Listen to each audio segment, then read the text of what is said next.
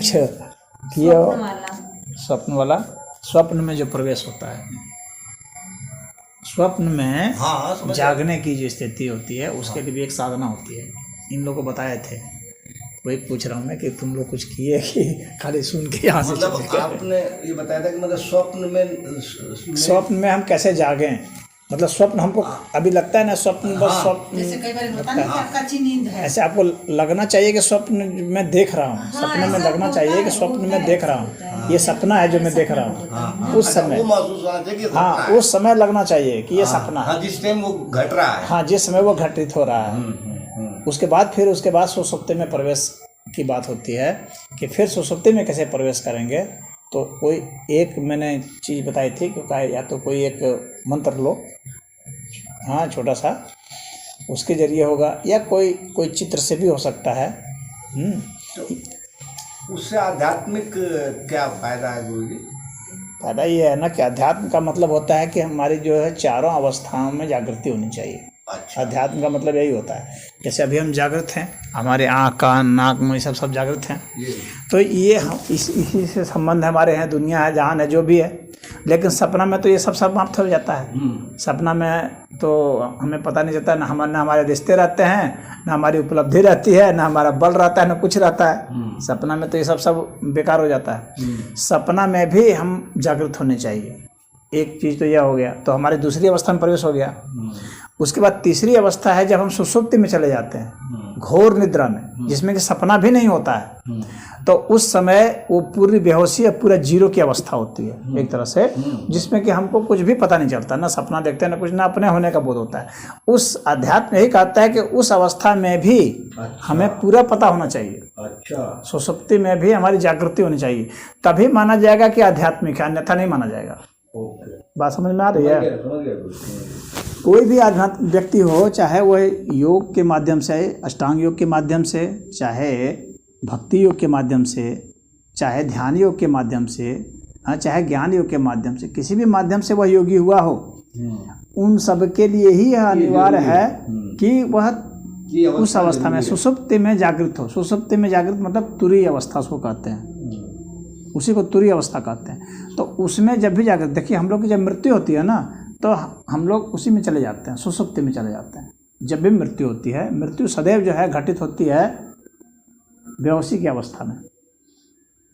मृत्यु कभी भी सामान्य नहीं हो। जैसे आप आदमी को चोट लगेगी, हाँ, या बीमारी हो गई या जो भी हो गया, तो उसकी तो ये इंद्रियां पहले शिथिल हो जाती हैं। आँख से दिखना बंद हो जाता है, कान से सुनाई पड़ना बंद हो जाता है, लोग बोलते भी रहते हैं तो आवाज़ें नहीं आती हैं उसको, मरने वाले को।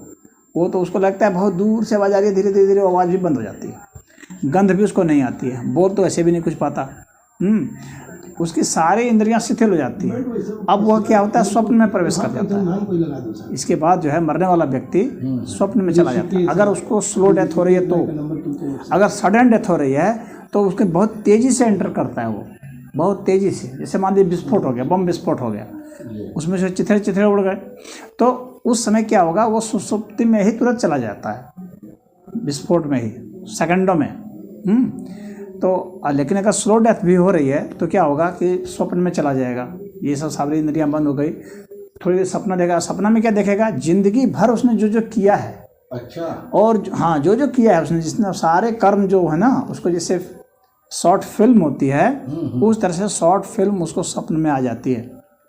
समझ लीजिए कि 2-3 मिनट में सारे पूरी ज़िंदगी का इतिहास उसको आ जाएगा पूरा। मतलब एक तरह जैसे दिमाग कंसाइज करता है उसको, एक तरह से दिमाग उसका सारांश निकालता है, तो वह जो जो उसने किया वो सब एक साथ आ जाएगा। जो जो उसने सोचा, मतलब बचपन से लेकर के लास्ट तक उसकी जो पूरी फिल्म जैसा वो घूम जाता है एक बार में, वो कंसाइज हो जाता है। एक तरह से यही माना जाता है कि यही उसकी ज़िंदगी का सारांश था।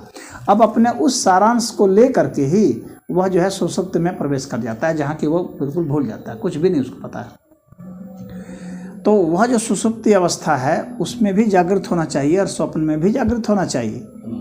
हाँ, तो इस अवस्था में जागे हैं, इस अवस्था में मान लीजिए हम भजन कर रहे हैं, ठीक है, हम भजन कर रहे हैं, लेकिन अगर हम स्वप्न में भजन नहीं कर पा रहे हैं, हाँ, और हम स्वप्न में जो कुछ भी कर रहे हैं और उसको हमको पता नहीं है कि ये सपना है, उसको हम हकीकत मान रहे हैं, तो इसका मतलब हमारा प्रवेश उसमें नहीं हुआ है।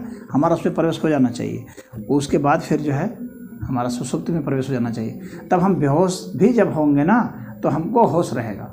मतलब मेडिकली जो बेहोश होता है वह स्पिरिचुअली बेहोश नहीं है, नहीं, बेहोशी होती ही नहीं है।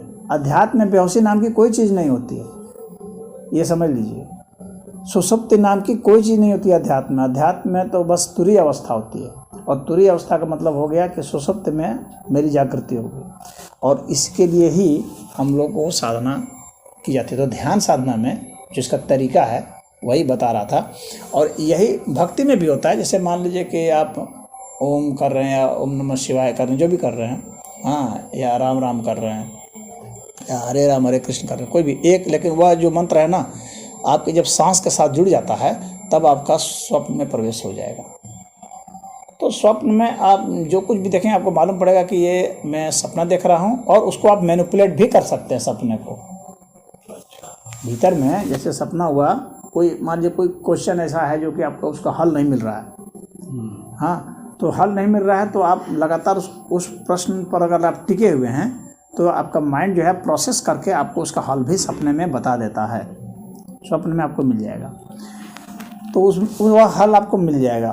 अगर उस हाल में आपको कोई परेशानी है, आपको कोई आपत्ति है, तो आप आपत्ति भी दर्ज करके उसको फिर से वो कर सकते हैं, प्रोसेस करके फिर से एक और हल निकाल सकते हैं। कहने का मतलब ये है अल्टरनेटिव वहाँ आपको मिलेगा। बिल्कुल बिल्कुल, दिमाग वहाँ काम करता रहता है, दिमाग, हाँ, दिमाग काम करता है बहुत सारा, तो वहाँ दिमाग काम करता रहेगा और आपकी उसमें प्रवेश हो जाएगा।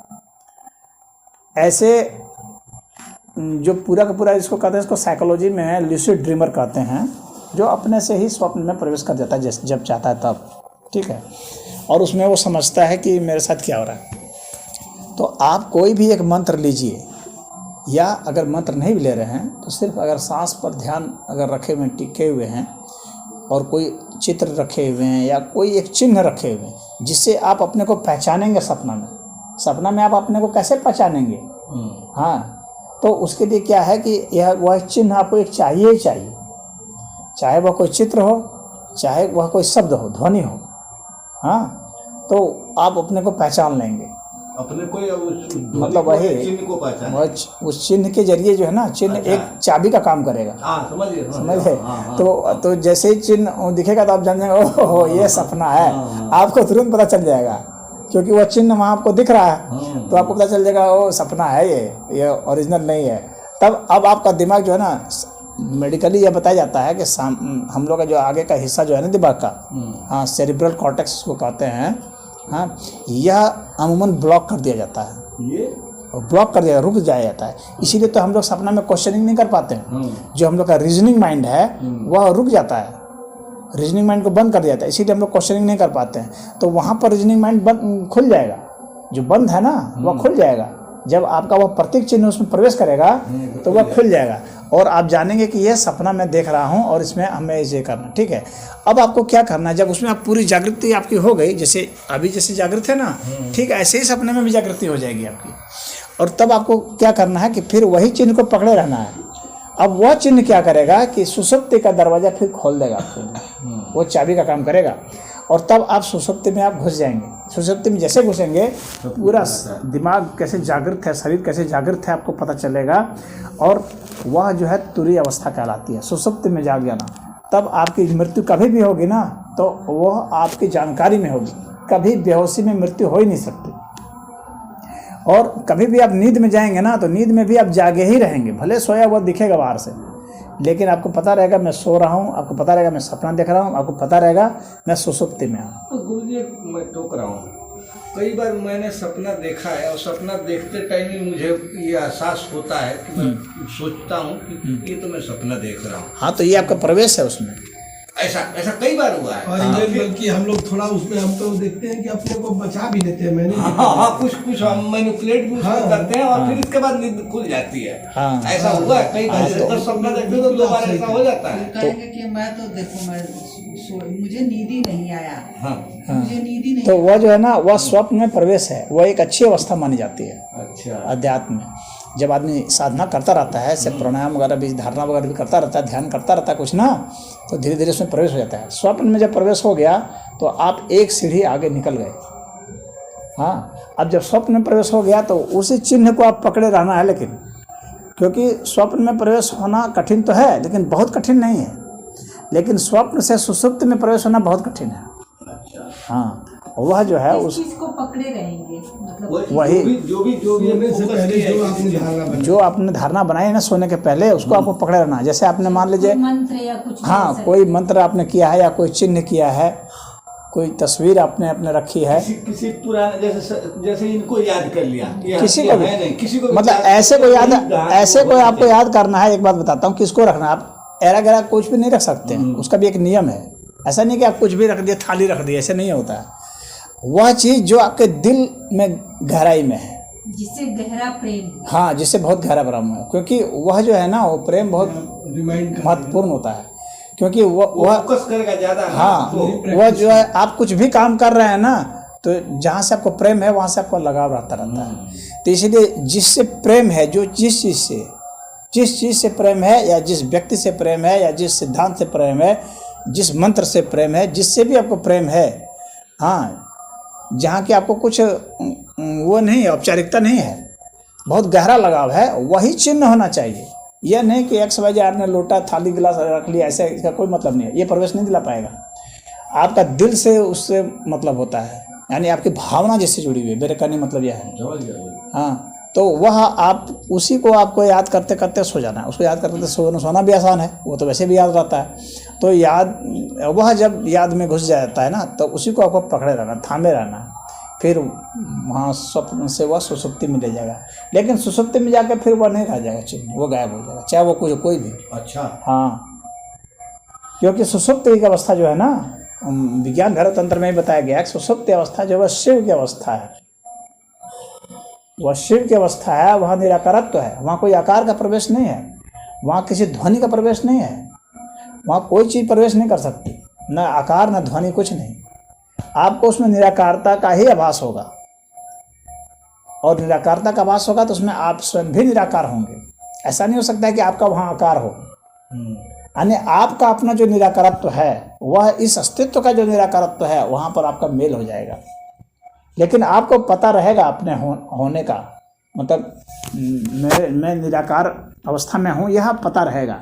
यही सबसे कि मैं निराकार अवस्था, हाँ, यह पता रहेगा। मैं शब्द नहीं रहेगा, हाँ, शब्द नहीं रहेगा, लेकिन पता रहेगा। जो घटित हो रहा है वो नहीं, घटित कुछ नहीं होगा। वहाँ घटना क्या है, वहाँ घटना कुछ होती ही नहीं है। अच्छा, सुसुप्ति अवस्था में घटना कोई घटना नहीं होती है, क्योंकि घटना सब आकार की चीज़ जब है। घटना होती नहीं तो फिर पता कैसे रहेगा? यही तो पता रहता है, यही तो घटना कुछ नहीं होती है। अच्छा, उसमें आपका प्रवेश हो गया, बस हो गया। घटना तो सिर्फ इस आकार जगत में है। अच्छा, सुषुप्त अवस्था में कोई घटना नहीं है, घटना है ही नहीं वहाँ। इन सभी घटनाओं से, दुर्घटनाओं से, तो सिर्फ साकार अवस्था साकार अवस्था में, इस संसार में ही घटनाएं हैं। अच्छा, हाँ, वहाँ पर तो सिर्फ शून्य है, संसार से परे जाना ना जी। वहाँ सिर्फ शून्य है, कुछ नहीं है वहाँ, मतलब कुछ नहीं अवस्था है, न विचार है, न समय है, न कुछ नहीं है। कुछ है। लेकिन उस कुछ नहीं में ही प्रवेश हो जाता है, तो तो कहते हैं उसी को मुक्ति कहा जाता है। आप निर्वाण कह लीजिए, या उसको आप जो समझ लीजिए, शिव तत्व से मिलन कह लीजिए, उसको योग कह लीजिए।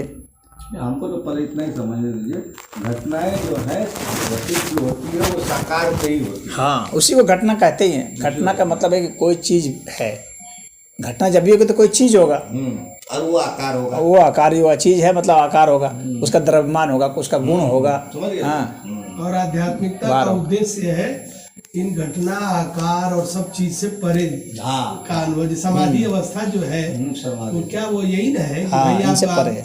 जाग रहे हैं, सब कुछ देख रहे हैं, और समाधि फिर भी की- आप बिल्कुल शून्य में है। समाधि की परिभाषा ही तो पतंजलि जी ने यही की है, तदेवार्थ मात्र निर्भाषम स्वरूप शून्यमेव समाधि। शून्य जैसी अवस्था जो होती है, उसका भासना जो है समाधि है। और भासना, तो आपने तो एक बार बताया था कि शून्य कुछ होता ही नहीं है। वो तो कह ही रहा हूँ अभी भी। शून्य का मतलब जो कुछ हो ही नहीं। हाँ, होने की स्थिति वहाँ ऐसा कुछ नहीं है कि वहाँ कोई सामान होगा। सामान तो सब आकार है ना, ये सब कुछ नहीं होंगे। ये विचित्र स्थिति है, मतलब बोल के समझाना कठिन है, लेकिन शून्य का मतलब ऐसा ही हो गया। लेकिन शून्य ऐसा होता नहीं है वास्तव में।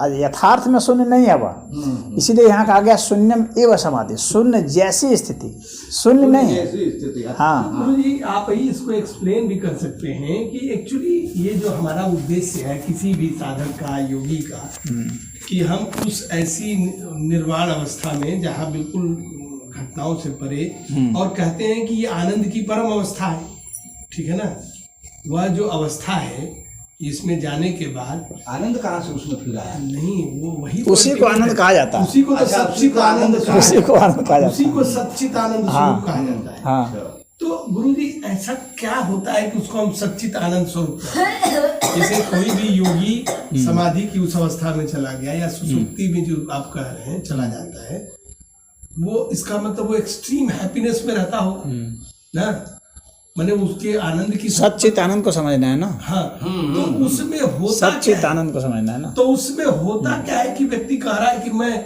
सच्चित आनंद स्वरूप में स्थित हो गया, माने मैं तो नहीं है, लेकिन वह जो अवस्था में गया तो क्या घटित होता है कि उसको लगता है वाह क्या आनंद। कैसे अब बता रहा हूँ, सत का मतलब होता है वह मूल तत्व जिससे बाकी सब कुछ जो है बने हैं। बना है, ठीक, बात समझ गए। सत का मतलब वह मूल तत्व है, मतलब उसका फिर कोई मूल नहीं है, वह स्वयं ही मूल है। तो मूल तत्व जो है उसी को सत कहा गया है। ठीक है, जो ईश्वर तत्व है। हाँ ठीक है, वह मूल तत्व है। अच्छा, उसी को फिर चित्त भी कहा गया है, क्योंकि वो खत्म होना नहीं है। उसी को चित्त कहा गया है, चेतनता है, यानी वही अनुभूत करने वाला है। चित्त का मतलब है कि वो अनुभूत करना है। भाई सत्य तो है, कोई चीज़ है और उसी को अनुभूत करना है, फील करना है, तभी तो हम जानेंगे कि चीज़ है ये, कैसे जानेंगे। तो कहने का मतलब है जो सत्य है इसको अच्छा समझिएगा, बहुत गूढ़ चीज़ है ये प्रश्न जो है बहुत ही गूढ़ है। और ये एक शब्द है, ये अलग अलग शब्द नहीं है, ये भी ध्यान देना है। अलग अलग भले तोड़ के बता रहा हूँ, लेकिन यह एक शब्द है, सच्चिदानंद। हाँ, तो सत्य तो मान लीजिए कि कोई एक वस्तु हो गया, समझाने के अर्थ में बोल रहा हूँ कि सत्य कोई वस्तु हो गया। चित्त का अर्थ हो गया कि हम उसको फील करें।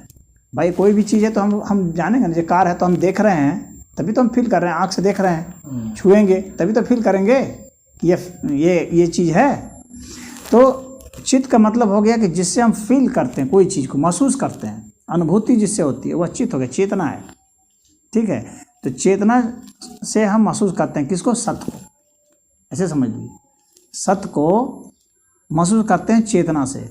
ये नहीं है कि चेतना अलग है सत्य अलग है, यहाँ पर यह मैं नहीं कहना चाह रहा हूँ, यह मैं सिर्फ आपको समझाने के लिए कह रहा हूँ समझ गया कि चेतना से हम सत्य को महसूस करेंगे। ठीक है, और जब महसूस करेंगे तो क्या महसूस करेंगे?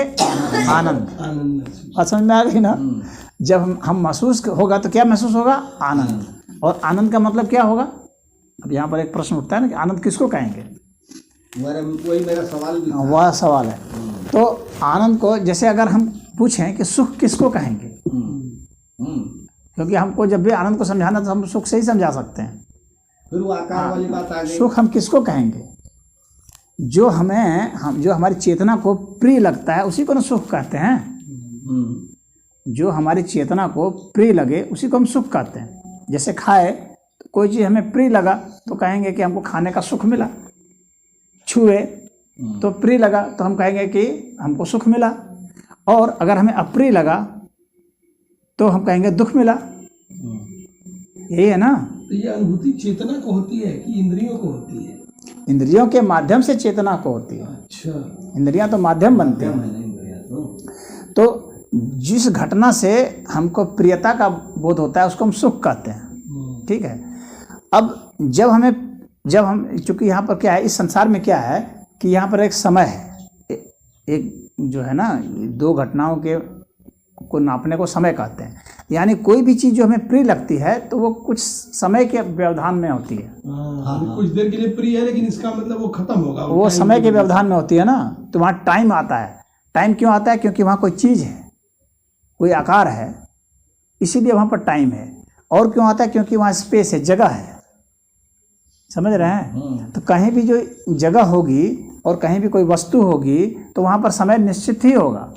और जब समय निश्चित होगा तो उस वस्तु को जब हम अनुभूत करेंगे तो हमारे अनुभूति का भी जो समय निर्धारित होगा, उतना ही देना। इसीलिए हमें कोई चीज़ कुछ ही समय के लिए प्रिय लग सकती है, हमेशा सुख लग सकती है, बराबर के लिए नहीं लग सकती है। क्यों? क्योंकि वहाँ वस्तु है, कितनी भी क्योंकि वहाँ स्पेस, हाँ, चाहे सुख हो। उसी तरह से दुख भी है, दुख भी हमें बराबर नहीं लग सकता है, हाँ, समय है। लेकिन वहाँ पर क्या है कि समय नहीं है, क्योंकि वहाँ आकार भी नहीं है, वहाँ कोई घटना भी नहीं है, वहाँ कोई स्पेस भी नहीं है, ठीक है। तो वहाँ समय फैक्टर नहीं है, तो समय नहीं है।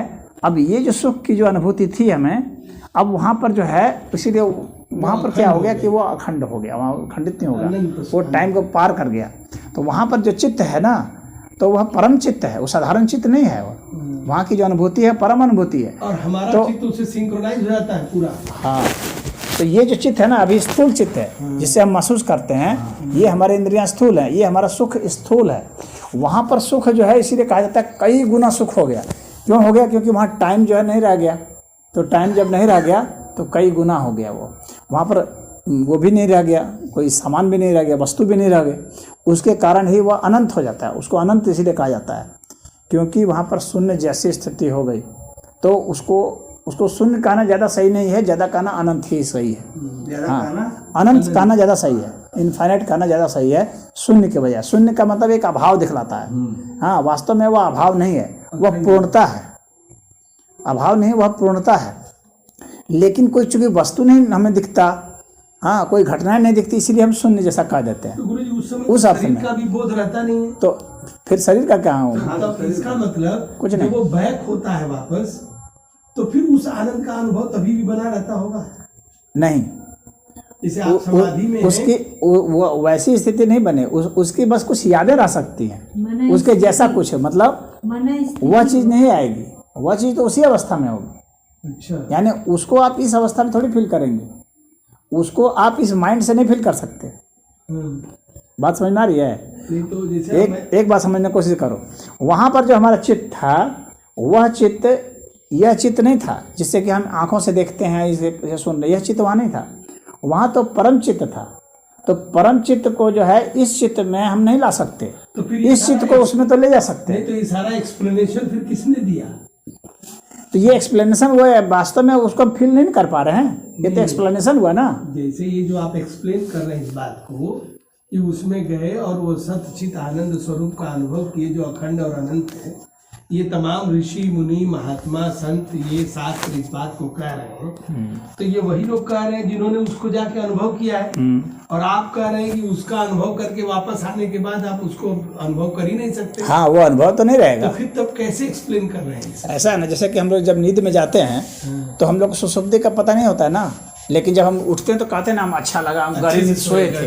लेकिन जब हम गहरी नींद में थे उसमें क्या हमको पता था? इसका मतलब वो जो चेतन है, हाँ, वो उस समय जागृत था और अभी भी है ही है कहीं न कहीं। हाँ, यह जो तो वही उस सूचना को दे रहा है। यह जो चित्त है, इसका उससे कुछ लिंक है, जिससे कि आपको थोड़ा सा ऐसा लग सकता है कि उसका कुछ फील आ सकता है, लेकिन आप उसको डायरेक्टली वैसा नहीं फील करेंगे जैसा उसमें फील करेंगे। यानी जैसे हम लोग निद्रा में गए तो निद्रा में जो हमको फील हुआ वह हमको अभी थोड़ी फील हो रहा है, लेकिन हमको पता है कि हम नींद में गए थे, जहाँ हमको कुछ पता नहीं चल रहा था। नहीं, तो वो जो संपूर्णता हुई जब आपको गुरुजी, तो उस संपूर्णता को जब वापस आप आते हैं, मतलब उसको आप इसमें पदार्थ में नहीं कन्वर्ट कर सकते, कहने का मतलब मेरा ये है। फिर कैसे जगत को आप जगत के कल्याण के लिए क्या करेंगे? फिर वो जो वहाँ जो आपने अनुभव किया, अगर उस अनुभव को जो है, जगत का तो कल्याण इसी में ना है कि उसमें प्रवेश कर जाए, ब्रह्म में प्रवेश कर जाए। ये जो जगत है, जगत का मतलब क्या होता है? ज मतलब उत्पन्न होना, हाँ, ठीक है, और गत मतलब लीन हो जाना, गति करना, ठीक है। तो इसका कल्याण इसी में है कि वो ब्रह्म में प्रवेश कर जाए। ये क्या है? ये साकार ब्रह्म है। यह जब निराकार ब्रह्म किया किस तरह से, यह साकार ब्रह्म निराकार कैसे है, यह जब फील हो गया तो वही कल्याण है उसका, और क्या कल्याण होगा? क्योंकि इसमें तो दुख और सुख दोनों की अनुभूति है, वहाँ सिर्फ सुख की अनुभूति है, तो वही कल्याण है। वहाँ सुख की अनुभूति नहीं, आनंद अनुभूति। हाँ, वो सुख से भिन्न है।